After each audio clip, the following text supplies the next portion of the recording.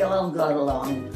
Yeah. There was no, well, I'm a woman teacher and I can do so-and-so. Well, I'm a man, there was none of that.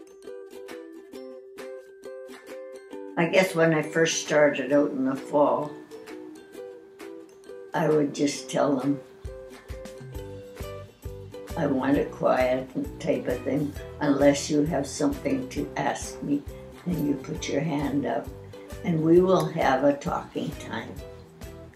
Well, they loved that. But half the time, none of them could think of anything to say.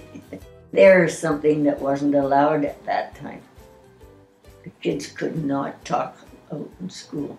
No. All the time I was teaching. It was the same as when I went to school. If you got caught teaching, you got a detention. We all had straps in our desk. Well, you could use them if you wanted to. And their hand is like this. Yeah. And they're looking at you, I couldn't do it. Have you seen other teachers do that? Or the principal?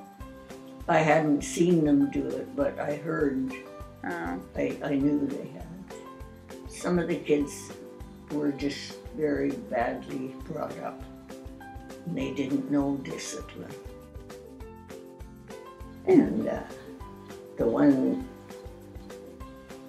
I forget his first name now, but he was 12 years old and he was in grade 4.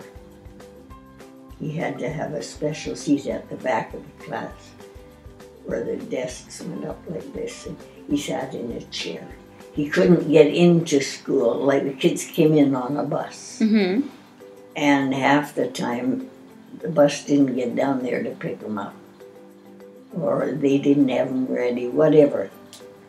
But he just didn't get to school. I taught a young girl whose last name was Riemann, Heidi Riemann. Her family came from Germany and moved in. It was during wartime. And she couldn't understand very much English. And I got to know her very well.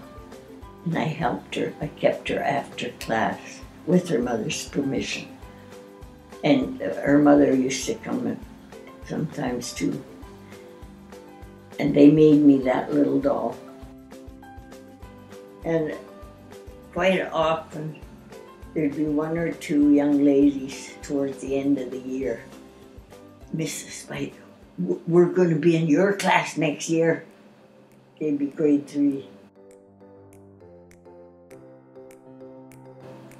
As the time went by, when it got to be about the middle of August, I started getting itchy feet to go.